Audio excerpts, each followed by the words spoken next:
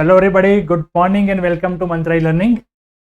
Taxation 2 में हम आज चालू करने वाले हैं हमारा चैप्टर नंबर 6 जो है supply of goods and services. तो जीएसटी के अंदर ये सबसे इम्पोर्टेंट पार्ट जो है वो ये है supply of goods and services. मतलब जीएसटी एक्ट जब से लागू हुआ है तब से कई सारे टैक्सेस जैसे कि वेट था, सर्विस टैक्स था, वो सब यहाँ पे मर्ज हो चुके, वो सब हम जानते हैं। ठीक है, तो अब ये चैप्टर के अंदर हम क्या क्या सीखने वाले हैं और इसमें प्रैक्टिकल पार्ट कौन सा है उसके बारे में थोड़ा मैं आपको बता दूं।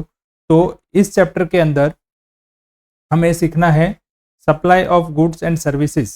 बराबर, सप्लाई का मतलब क्या होता है? तो जैसे कि हमने आगे के चैप्टर्स के अंदर जीएसटी का जो भी आपका क्लासिफिकेशन है, जो भी इंफॉर्मेशन है वगैरह आपने देखा होगा, तो वहाँ पे सप्लाई एक वर्ड है जीएसटी एक्ट में जिसमें गुड्स एंड सर्विस दोनों इंक्लूड होते हैं। जैसे पहले क्या था जीएसटी के पहले, तो गुड्स के लिए वेट करके अलग से टैक्स था और सर्विसेज के लिए सर्विस टैक्स करके कुछ अलग टैक्स था। बट अब यहाँ पे सारे टैक्सेस जो है वो मर्ज हो चुके। तो अब जो भी आप गुड्स भी ट्रांसफ़र करते हो, मतलब कि गुड्स सेल करते हो या फिर सर्विसेज देते हो, तो उसके लिए एक ही वर्ड यूज़ होता है, वो है सप्लाई। ठीक है, तो इस चैप्टर के बारे में बात करूँ तो इस चैप्टर को 4 पार्ट में डिवाइड किया गया है। बराबर, 4 पार्ट जो है उसके अंदर सबसे पहला पार्ट जो है वो है प्लेस ऑफ सप्लाई, मतलब पीओएस जिसे हम बोलते हैं। सेकंड जो है वो है टाइम ऑफ सप्लाई, मतलब TOS. And number 3 is a value of supply, VOS. And number 4 is input tax credit.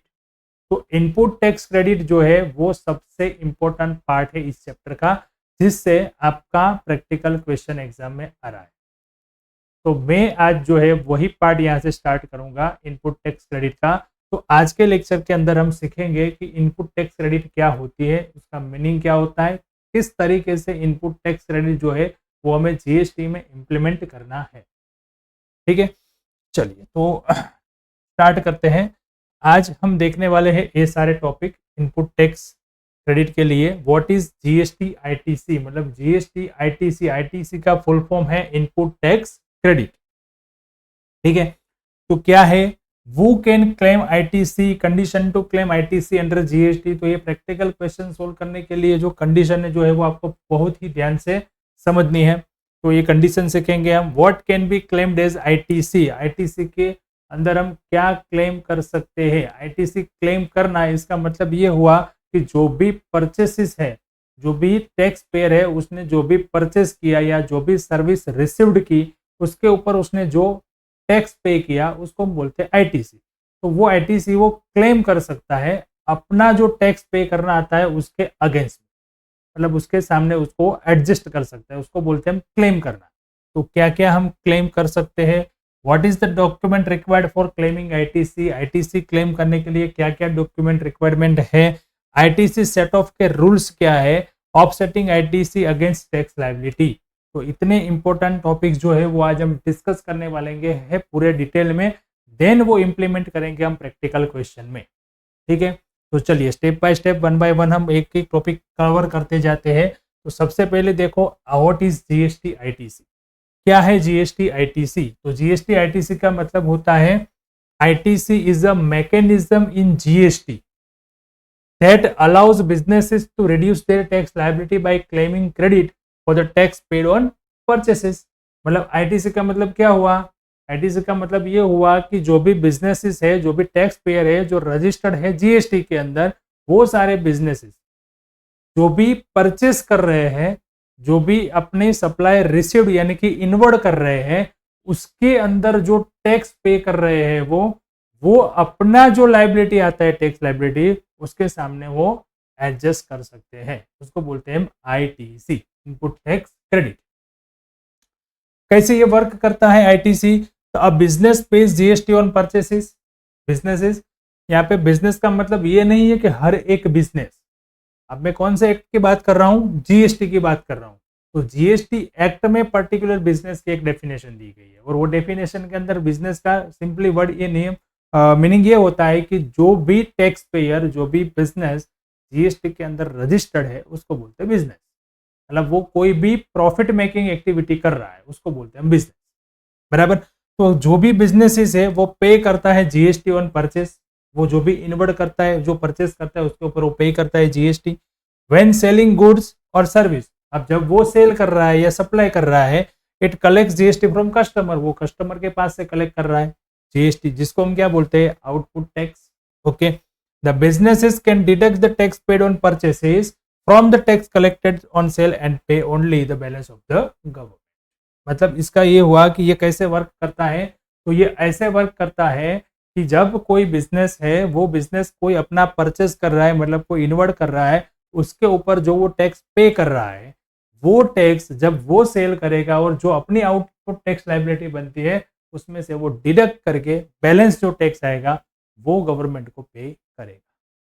चलिए एक एग्जांपल से समझते हैं। तो मैं आपको एक एग्जांपल यहाँ पे दूं कि जैसे कोई बिजनेस है, बराबर, जैसे कि मान लो कोई बिजनेस है, उसने सेल्स किया है 1 लाख रुपए का गुड्स और उसके ऊपर जीएसटी लग रहा है 12%, यानी कि 12,000 जीएसटी। तो उसने बिल बनाया 1,12,000। अब ये बिल जो है वो टोटल बिल अमाउंट हुए ना। अब ये बिल तो वो किसको देगा, कस्टमर को देगा, अपने कस्टमर को। तो वो अपने कस्टमर के पास से कितना कलेक्ट करेगा, 1,12,000। तो इसने 12,000 जीएसटी जो है वो कलेक्ट किया कस्टमर से, इसलिए तो इसको इनडायरेक्ट टैक्स बोलते हैं। टैक्स लायबिलिटी जो है पे करने की किसकी होती है, बिजनेस ओनर की, टैक्स टैक्सेबल पर्सन की, बट वो टैक्स कलेक्ट किससे करता है, अपने कस्टमर। सेम इसी मंथ में उसने कुछ परचेस भी किया है गुड्स का, यानी कि कोई गुड्स परचेस किया है और वो परचेस किया है उसने यहाँ पे 2 लाख रुपीस का, बराबर। अब उसके ऊपर उसने जीएसटी सेम 12% जो है वो पे किया है 24,000, यानी कि इसका टोटल बिल का अमाउंट है 2,24,000, ये बिल अमाउंट हो गई। तो ये जो टैक्स है उसको बोलते हैं हम इनपुट और उसको बोलते हैं हम आउटपुट। तो ये पर्टिकुलर जो बिजनेस पर्सन की मैं बात कर रहा हूँ, उसकी लायबिलिटी बनती है 12,000। लायबिलिटी कितनी बनती है, 12,000, बट उसने इनपुट यानी कि परचेस पे टैक्स पे किया हुआ है ऑलरेडी 24,000।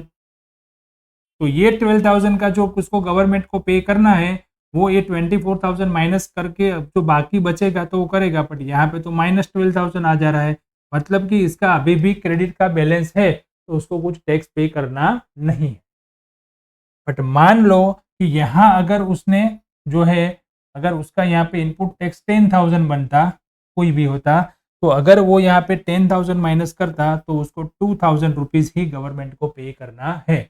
इसलिए जो परचेस के ऊपर हम टैक्स पे कर रहे हैं हमारे सप्लायर को, उसको हम क्या बोलते हैं, आईटीसी, मतलब इनपुट टैक्स क्रेडिट।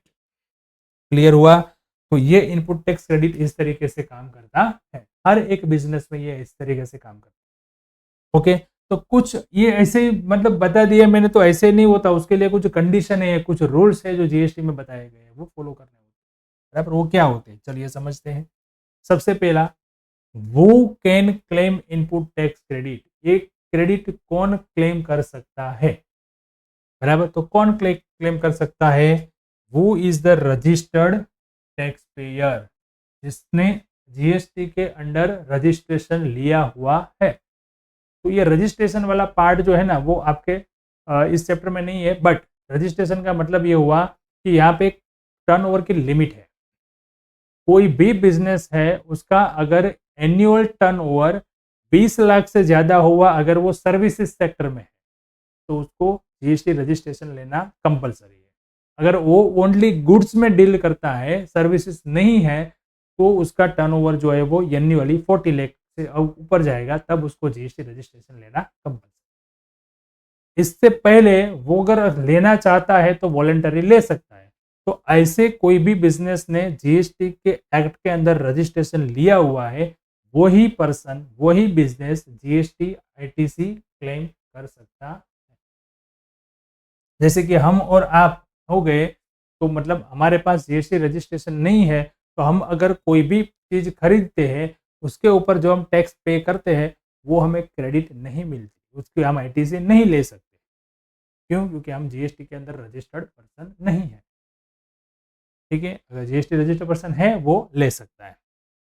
एलिजिबिलिटी उतना ही काफी नहीं है, उसका एलिजिबिलिटी भी होना चाहिए। क्या एलिजिबिलिटी है? तो सबसे पहला वो तो रजिस्टर्ड पर्सन होना चाहिए, ठीक है। फिर जो भी उसने परचेस किया है वो यूज होना चाहिए for the purpose of business, not a personal.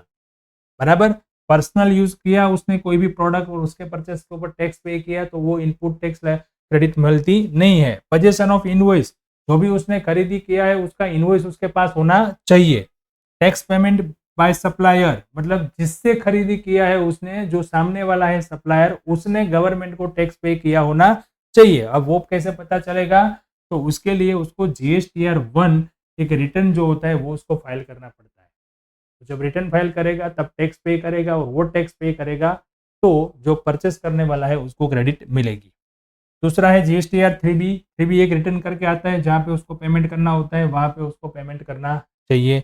बराबर, और जो हम क्रेडिट लेनी है हमें, वो ITC किस में ले सकते हैं, मतलब कि जो रिसिपिएंट है वो 3B रिटर्न फाइल करके अपने क्रेडिट ले सकता है। उसको बैंक अकाउंट में क्रेडिट नहीं मिलती, ये ध्यान रखना। उसको रिटर्न फाइल करना होता है, और रिटर्न फाइल करता है जब, तब वो अपना क्रेडिट ले सकता है। ठीक है। नंबर 6 है रिसीव्ड गुड्स और सर्विस, मतलब जो भी आपने परचेस किया है आपके पास खाली बिल होने से आपको क्रेडिट नहीं मिल सकती। वो क्रेडिट, वो गुड्स और वो सर्विस आपने ली होनी चाहिए, मतलब वो रिसीव्ड होना चाहिए। ऐसा होता है ना, कभी कभी गुड्स ट्रांसपोर्ट कर दिया और बिल मेल में भेज दिया, तो बिल तो है मेरे पास बट गुड्स तो अभी ट्रांसपोर्ट में है, मतलब कि रास्ते में है, मिला ही नहीं है, तो उसके क्रेडिट नहीं ले सकते। बराबर, जब गुड्स आपके पास पहुंच जाएगा तभी उसकी क्रेडिट आप ले सकते हैं। ITC appear in GSTR 2B। देखो ये सब जो है ना, रिटर्न्स वगैरह जो है ना, वो आपको आपके नॉलेज के लिए मैं बता रहा हूँ। ये पूरी सिस्टम जो प्रैक्टिकली है वो इसलिए समझा रहा हूँ। ये आपके सिलेबस के अंदर रिटर्न्स के नाम वगैरह नहीं है, बट आपको वो एक पूरा सिस्टम समझ में आए इसलिए मैं आपको समझा रहा हूँ। तो GSTR 2B एक रिटर्न होता है जो ऑटो जनरेटेड होता है, मतलब कि जो भी सेल करने वाला पर्सन है उसने GSTR 1 फाइल किया, वो ऑटोमेटिकली GSTR 2B में ऑटो जनरेट होगा, और जो परचेस करने वाला पर्सन है वो इस रिटर्न के अंदर वो वेरीफाई करेगा कि सामने वाले ने टैक्स पे किया है या नहीं। अगर उसने टैक्स पे किया है, जो भी कॉम्प्लियंस मतलब जो भी रिटर्न है वो फाइल किए हैं, तो वो यहाँ पे दिखेगा, और यहाँ पे दिखेगा तभी वो क्रेडिट ले सकेगा। बराबर। And number 8 is the most important point. अगर जो रिसिपिएंट है, मतलब जो परचेस करने वाला है, जिसको ITC लेनी है, उसने 180 दिन में पेमेंट किया है तो ही वो ITC ले सकता है। अगर 180 दिन के बाद उसने पेमेंट किया तो जब पेमेंट करेगा तब क्रेडिट मिलेगी। 180 दिन के अंदर पेमेंट कर देना कंपल्सरी हो जाता है। नॉर्मली बिजनेस के अंदर 180 डेज की क्रेडिट बहुत ही होती है, कहीं कहीं तो 45 डेज, 50 डेज, 60, 90 से ज़्यादा नहीं होता, तो पेमेंट तो हो जाता है। बराबर, बट ये कंडीशन है। बराबर, क्या क्या कंडीशन है? सबसे पहला रजिस्टर्ड पर्सन होना चाहिए, जो भी खरीदी की वो बिजनेस के लिए होनी चाहिए, पोजीशन होना चाहिए इनवॉइस का, मतलब इनवॉइस होना चाहिए, और जो सप्लायर जो सेलर है उसने GSTR 1 मतलब कि उसने पेड किया होना चाहिए टैक्स गवर्नमेंट को, और क्रेडिट लेने के लिए हमें 3B फाइल रिटर्न करना पड़ेगा। गुड्स और सर्विस जो भी हमने बाय किया है, परचेज किया है, वो रिसीव्ड होनी चाहिए, मतलब मिल गई होनी चाहिए। ITC जो है वो 2B के अंदर रिफ्लेक्ट होनी चाहिए, और पेमेंट जो है वो परचेज करनार ने 180 डेज में कर देना चाहिए। व्हाट कैन बी क्लेम, क्या क्या हम खरीदी करें तो हमें क्लेम कर सकते हैं ITC? तो उसमें सबसे पहला है goods and services use for business. कोई भी गुड्स और कोई भी सर्विस आप ले सकते हो, बट वो पर्पज होना चाहिए बिजनेस के लिए। पर्सनल के लिए आपने अगर कोई खरीदी की है तो उसकी क्रेडिट आप ले सकते नहीं है। देन नंबर 2 है कैपिटल गुड्स। कैपिटल गुड्स का मतलब होता है जैसे मशीनरी, टूल्स, इक्विपमेंट, वो भी बिजनेस ऑपरेशन के लिए हम कोई भी फिक्स एसेट लेते हैं, वो कैपिटल गुड्स होता है, उसकी भी क्रेडिट हमें मिलती है। इनपुट सर्विस मतलब कोई प्रोफेशनल सर्विस ले ली, लीगल सर्विस ली, अकाउंटिंग, मार्केटिंग, IT वगैरह सर्विसेज ली, तो उसकी भी क्रेडिट ले सकते हैं। ऑफिस रेंट या यूटिलिटीज मतलब rent for commercial property, electricity, internet bills वगैरह जो भी है वो उसकी मतलब यूटिलिटीज सब हो गया। तो यूटिलिटीज का भी हम अगर GST बिल हमारे पास है तो हम उसकी क्रेडिट ले सकते हैं। इंपोर्ट ऑफ गुड्स, जब हम इंपोर्ट करते हैं आउट ऑफ कंट्री से, तो कस्टम में जब हम माल छुड़वाते हैं तब वहाँ पे IGST पे करना पड़ता है, तो वहाँ पे जब हम IGST पे करेंगे तो उसकी भी हम क्रेडिट ले सकते हैं। बिजनेस रिलेटेड ट्रैवल, बिजनेस के पर्पज से अगर ट्रैवल किया है वो, तो वो ट्रैवलिंग का जो भी बिल है, मतलब एयर टिकट, ट्रेन टिकट जो भी है, उसके ऊपर भी जो भी जीएसटी लगता है तो वो जीएसटी की भी हम क्रेडिट ले सकते हैं। रिपेयर मेंटेनेंस, जो भी हमारा प्लांट है, मशीनरी है, ऑफिस प्रीमाइजेस है वगैरह में रिपेयर मेंटेनेंस करवाया, वो भी खर्चे का भी हम जीएसटी क्रेडिट ले सकते हैं। गुड्स ट्रांसपोर्ट सर्विस, जब गुड्स एक जगह से दूसरी जगह पे हम ट्रांसफर करते हैं तो वहाँ पे हमें ट्रांसपोर्टेशन की सर्विस लेनी होती है, तो वो ट्रांसपोर्टेशन की सर्विस के ऊपर जो भी जीएसटी लगता है वो भी हमें यहाँ पे मिलता है। Number 9 is a reverse charge mechanism. तो रिवर्स चार्ज मैकेनिज्म के अंदर भी हमने कोई पेमेंट किया है तो उसकी भी हमें आईटीसी मिलती है। रिवर्स चार्ज का मतलब ये होता है, मैं थोड़ा आपको यहाँ पे ब्रीफ में समझा सकता हूँ, पूरा तो जीएस चार्ज समझाने बैठेंगे तो 1 घंटा उसमें जाएगा। रिवर्स चार्ज का मतलब और फॉरवर्ड चार्ज, ये दोनों अलग अलग सी एक मैकेनिज्म है जीएसटी के अंदर। फॉरवर्ड चार्ज का मतलब ये होता है कि जो सेल करने वाला पर्सन होता है ना, उसको जीएसटी पे करना है, और परचेस करने वाला जो होता है उसको क्रेडिट लेनी होती है। बट रिवर्स चार्ज में ये जो है ना वो उल्टा हो जाता है। मतलब उल्टा कैसे? तो अभी यहाँ पे ऐसा है कि जो परचेस करने वाला पर्सन है वो भी वही टैक्स पे करेगा और वही क्रेडिट लेगा। जैसे कि एडवोकेट की सर्विसेज हो गई, आरसीएम के अंदर कवर होती है। प्रोफेशनल सर्विस, जो लीगल सर्विस, सॉरी प्रोफेशनल नहीं, लीगल सर्विस जो है एडवोकेट की सर्विस, वो आरसीएम के अंदर कवर होती है। तो आरसीएम मतलब रिवर्स चार्ज मैकेनिज्म, एक कंसेप्ट है पूरा। तो एडवोकेट की सर्विस जो भी पर्सन लेता है, तो जो पर्सन लेने वाला होता है वो उसके ऊपर जीएसटी पे करेगा और वही उसकी क्रेडिट लेगा। जबकि नॉर्मल रूल क्या है? नॉर्मल रूल ये है कि भाई हम कुछ भी परचेस करते हैं तो वो परचेस का जो टैक्स है वो कौन पे करने वाला है? सामने वाला, और हमें क्या लेनी है? क्रेडिट। रिवर्स चार्ज में इस तरीके से होता है। तो रिवर्स चार्ज में जो भी सर्विसेज आती है आपको टेंशन लेने की जरूरत नहीं है। आपको क्वेश्चन में जब भी आएगा तो वहाँ पे आरसीएम आपको मेंशन किया होगा तो आपको ये याद रखने की जरूरत नहीं कि क्या क्या सर्विसेज आरसीएम में आएगा। बट ये कंसेप्ट खाली याद रखना है कि आरसीएम की क्रेडिट हम ले सकते हैं, बट कैसे ले सकते हैं? उसका पेमेंट भी हमें करना है और क्रेडिट भी हमें ही लेनी। ठीक है, देखेंगे प्रैक्टिकल क्वेश्चन में और ज्यादा उसको डिटेल में। चलिए, अब क्या आया? डॉक्यूमेंट। क्या क्या डॉक्यूमेंट चाहिए? क्रेडिट लेने के लिए डॉक्यूमेंट भी चाहिए, ऐसे ही हम क्रेडिट ले सकते हैं नहीं है, बराबर। तो सबसे पहले तो हमें चाहिए टैक्स इनवॉइस।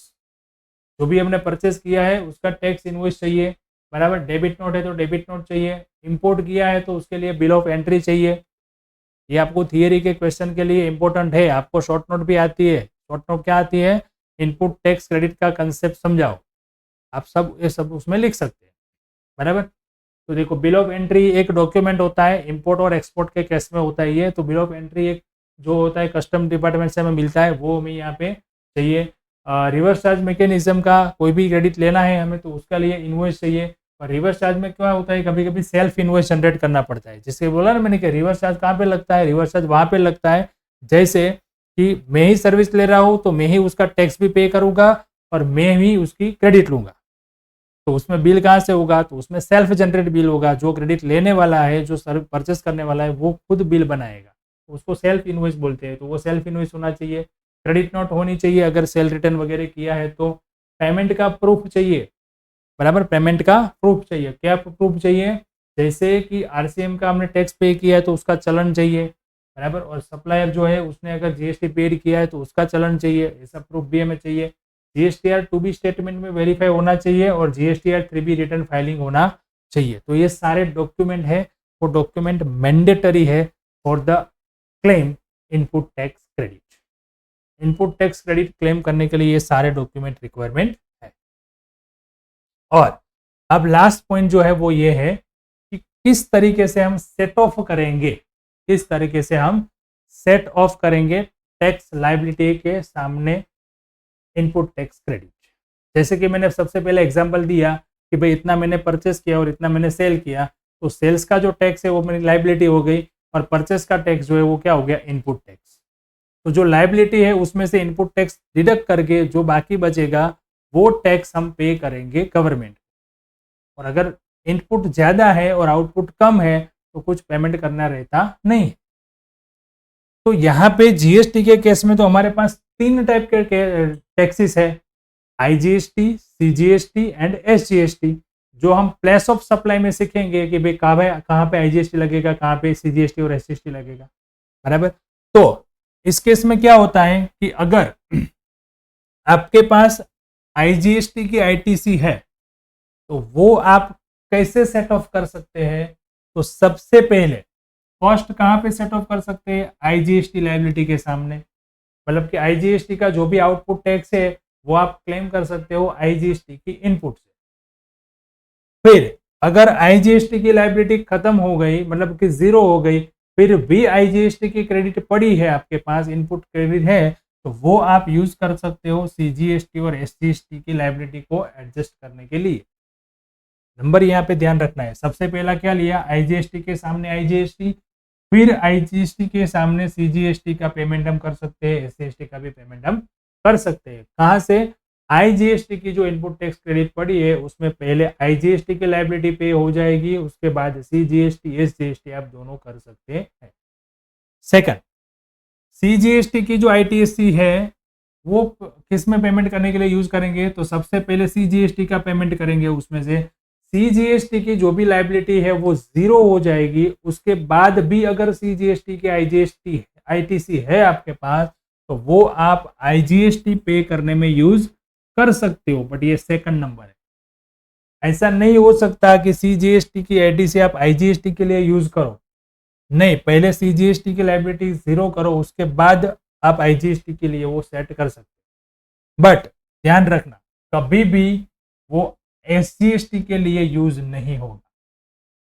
सीजीएसटी की आईजीएसटी एसजीएसटी लायबिलिटी पे करने के लिए कभी यूज होगा नहीं, बराबर। नंबर थर्ड है एसजीएसटी आईटीसी। एसजीएसटी लायबिलिटी पे करने के लिए नंबर 1 और उसके बाद नंबर 2 आईजीएसटी, बट वो कभी सीजीएसटी के लिए यूज होगा नहीं। तो सिंपल में आपको बताऊं तो सीजीएसटी कभी भी एसजीएसटी के सामने सेट ऑफ नहीं होगा और एसजीएसटी कभी भी सीजीएसटी के सामने क्रॉस होगा नहीं, ये कभी भी होगा नहीं। हो क्या सकता है? तो आईजीएसटी की जो क्रेडिट है वो आप पहले आईजीएसटी में यूज करो, उसके बाद सीजीएसटी और एसजीएसटी के दोनों के लिए कर सकते हो। सीजीएसटी की जो है वो आप पहले सीजीएसटी के पेमेंट के लिए यूज करो, उसके बाद आईजीएसटी के लिए यूज करो। एसजीएसटी की जो क्रेडिट है वो आप एसजीएसटी के लिए यूज करो, उसके बाद आईजीएसटी के लिए यूज करो, बस खत्म, बराबर। तो देखो ये कभी भी क्रॉस होगा नहीं, सीजीएसटी एसजीएसटी में नहीं जाएगा, एसजीएसटी सीजीएसटी में नहीं जाएगा, बराबर। तो इस तरीके से हम लायबिलिटी सेट ऑफ कर सकते हैं। तो ये कुछ हमने रूल्स देखे आज। अब नेक्स्ट लेक्चर से हम स्टार्ट करेंगे इसके प्रैक्टिकल क्वेश्चन, हम बुक के अंदर जो भी प्रैक्टिकल क्वेश्चन है सब करेंगे, ठीक है। बट अभी तक आपने अगर हमारा कोर्स परचेस नहीं किया है तो आपको रिक्वेस्ट है कि आप कोर्स परचेस करिए। 31 मार्च तक आपका हमारा जो ऑफर है 99 वाला वो अभी भी चल रहा है। तो आप अपने एग्जाम के लिए ये चैप्टर बहुत ही इंपॉर्टेंट है और उसके प्रैक्टिकल क्वेश्चन आपको जो है वो अच्छे मार्क दिला सकता है, आपका रिजल्ट बढ़ा सकता है। तो आप अभी कोर्स नहीं किया तो आप करिए और वहाँ पे अपनी प्रैक्टिकल जो भी क्वेश्चन है वो भी आप सीखिए और अच्छे से एग्जाम की प्रिपरेशन करिए। उसके अलावा फ्रेंड हमारे ये भी सारे कोर्स जो है वो अवेलेबल है ऑन द वेबसाइट, जैसे कि हमारा एक कोर्स है जो है complete business accounting and taxation course. वहाँ पे हम अकाउंटिंग और टैक्सेशन पूरा जो है वो सब सिखाते हैं। जैसे आफ्टर एमकॉम आप जो भी है वो आप अगर अकाउंटिंग में अपना करियर अच्छा बनाना चाहते हो या फिर टैक्स कंसल्टेंट बनना चाहते हो तो आप कर सकते हो, ठीक है। उसके अंदर पार्ट भी कोर्स हमारे हैं, जैसे कि जीएसटी के लिए ओनली जीएसटी सीखना है तो उसके लिए जीएसटी सिंप्लीफाइड कोर्स है, जिसके अंदर हम प्रैक्टिकल जीएसटी और फाइलिंग सब सिखाते हैं। इनकम टैक्स का पर्टिकुलर आपको खाली करना है तो इनकम टैक्स का लॉ और फाइलिंग प्लानिंग किस तरीके से होता है। टीडीएस का कोई अलग से कोर्स है जो किसमें खाली टीडीएस और टीडीएस के कॉम्प्लायंस जो होते हैं वो सिखाते हैं। पेरोल के लिए पीएफ ईएसआईसी जैसे जो भी एक्ट है उसको किस तरह से प्रैक्टिकल काम करते हैं वो यहाँ पे सिखाएंगे। और टेली जो खाली आप अकाउंटिंग सीखना चाहते हैं विथ टैक्सेशन, तो टेली का भी एक हमारा कोर्स हमारी वेबसाइट पे अवेलेबल है। तो आप अपने हिसाब से अपना कोई भी कोर्स चॉइस करके वहाँ पे अपने टाइम पे अपने हिसाब से लर्न कर सकते हैं। और हाँ, ये सारे कोर्सेज जो है वो प्री रिकॉर्डेड है, आप अपने हिसाब से अपने टाइम पे कभी भी देख सकते हो, रिपीटेड भी देख सकते हो। बट इसके साथ आपको हर हफ्ते एक बार हमारा लाइव सेशन होता है, वहाँ पे आपके कुछ भी डाउट है जो भी है वो क्लियर होते हैं, बराबर। तो हफ्ते में एक बार हम लाइव जूम पर सेशन रखते हैं और वहाँ पे सारे डाउट जो भी है वो आपके वो भी कंसर्न जो भी है वो आप हमें वहाँ पे क्लियर करते हैं।